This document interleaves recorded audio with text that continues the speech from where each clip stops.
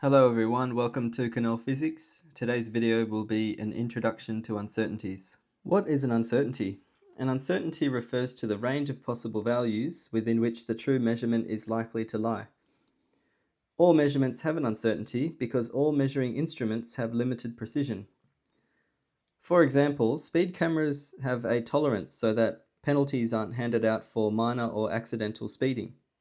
And for mobile speed cameras, this tolerance is usually around plus or minus 5 kilometers per hour.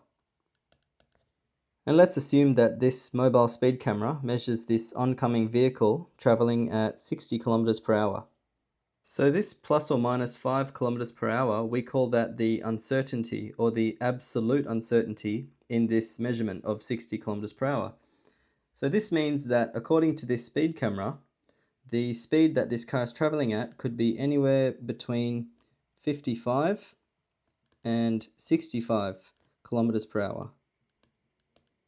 So this is the range of values that the first dot point was talking about. And that is based on the limited precision of this measuring device, in this case the speed camera. So even if this car is technically exceeding the speed limit, let's say they're traveling actually at 62 kilometers per hour, this speed camera won't flash them because these are designed to recognize that no measurement is perfect and that there is an associated uncertainty with every measurement. And this is something that is just inherent in the device. It has nothing to do with experimental technique or human error or anything like that. So the way we can represent this is that the velocity that the speed camera measures for this oncoming car is equal to 60 plus or minus 5 kilometers per hour. So this 60 part, that would be the measurement or the quantity, and the plus or minus 5, that is the uncertainty in 60. And both of these are measured in, the 60 and the 5, they're both measured in kilometers per hour. So sometimes we can just put brackets around these two numbers to show that both values are in the same units, kilometers per hour. And this means we don't have to write kilometers per hour for each number, 60 and 5. So breaking this up further, we can say that the magnitude only is 60 kilometers per hour, or v in this case, and v, lowercase v, representing the speed of this car.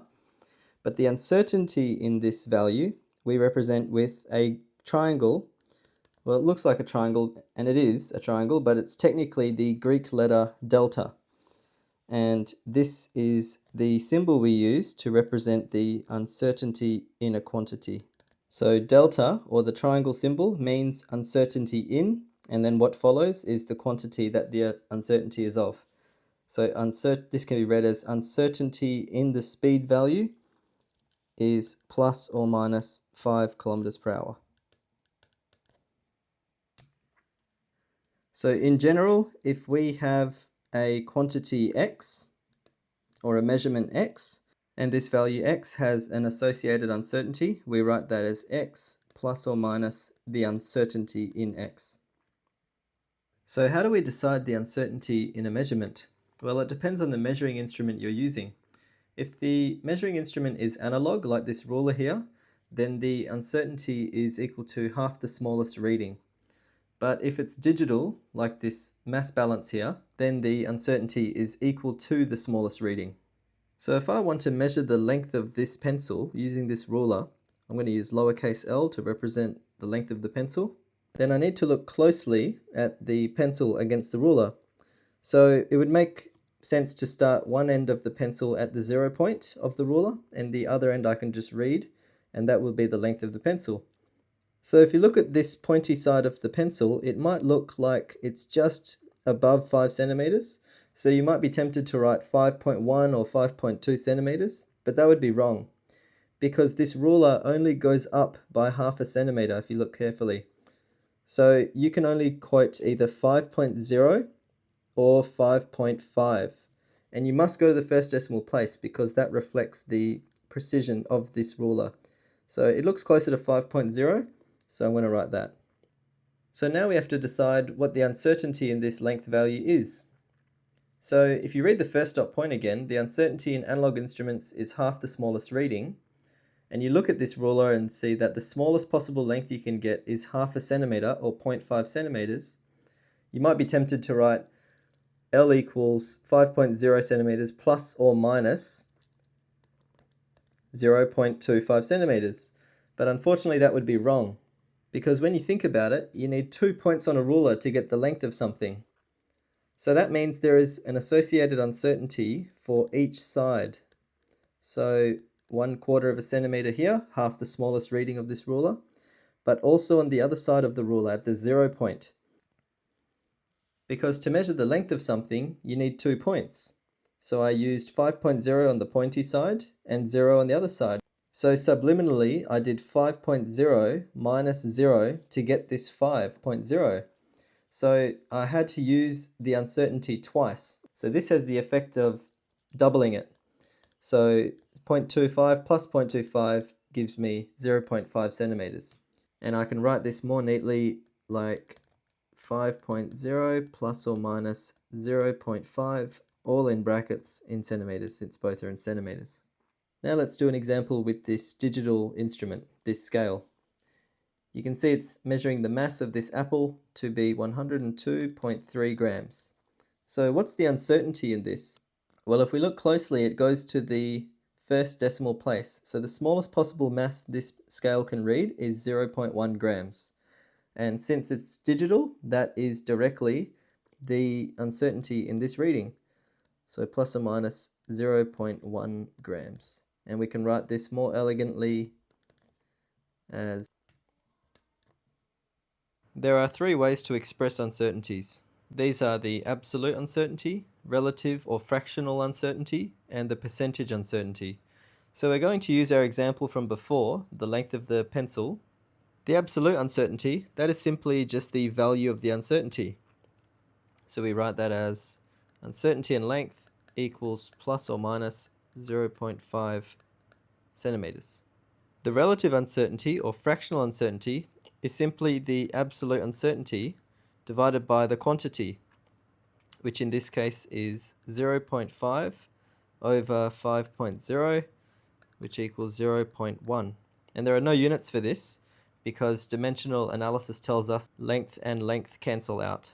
And it's important to make sure that both the uncertainty, the absolute uncertainty, and the quantity are both in the same units when calculating this type of uncertainty. And finally, the percentage uncertainty is simply the relative uncertainty multiplied by 100.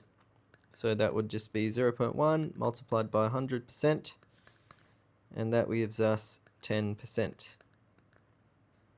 So these are the 3 ways to write an uncertainty. Let's try some examples to bring these ideas together. Example 1, state the temperature reading with its absolute uncertainty. So first thing to note, this temperature is an analog measuring instrument and it goes up in increments of 1 degree. So when we write our measurement for temperature, we can only quote a whole number. So looking at the level there, it looks a bit closer to 4. So I'm going to write capital T for temperature equals 4.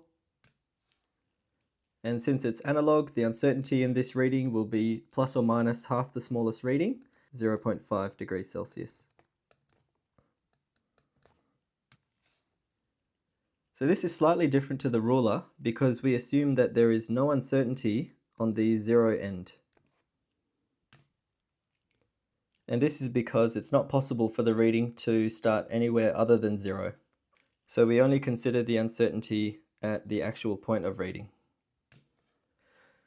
Example 2, calculate the fractional uncertainty or relative uncertainty in the time reading on the stopwatch. So we can see this stopwatch is digital, so the uncertainty will be equal to the smallest reading. So to start us off, let's just write the measurement with its uncertainty.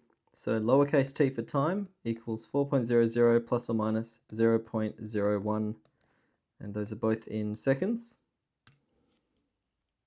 So the relative uncertainty is just going to be the uncertainty in t over t, which is 0.01 over 4.00, and this equals 0.0025, or you could write that as 2.5 times 10 to the power of negative 3.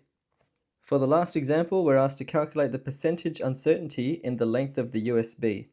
So if we look carefully at the USB against the ruler, we can see that one end is between 3.4 and 3.5 centimeters, and the other end is between 2.0 and 2.1 centimeters. So here the USB is awkwardly placed so that each side falls just between two markings on the ruler, and this is why we need uncertainties, because of these spaces between the marks. So here I'm just going to make a judgment call. I'm going to say that this side of the USB is 3.4, a bit closer to 3.4 from my eyes, and here this side is 2.1, a bit closer to the 2.1 than the 2.0. So the length of this USB, I'll use lowercase l for this, is equal to 3.4 subtract 2.1, and this is 1.3 centimeters. And the uncertainty in this length value, or the absolute uncertainty, we know with the rulers, the uncertainty gets doubled. So half the smallest reading on each end, and the smallest reading in this case is 1 millimeter because we're using a 1 millimeter ruler. So for each end, the uncertainty is plus or minus 0.5 millimeters. And because both of these uncertainties were used to get the length, this has a total uncertainty of 1 millimeter. Now, because we're going to find the percentage uncertainty in this length, we need to make sure the uncertainty in the length, delta L, and the actual length, L, they're both in the same units. So we're going to go ahead and convert this to 0.1 centimeters. So first, the fractional uncertainty is 0.1 centimeters over 1.3 centimeters, and that is equal to 0.0769, etc., etc. But converting this to a percentage uncertainty, and we're going to round this to one significant figure. We'll discuss why in the next video, but for now we'll just accept that we will round this to one significant figure, and we get 8% because this gets multiplied by 100. And that's it. Thank you for watching this video. If you found it helpful, please like and share it, and subscribe to my channel for more.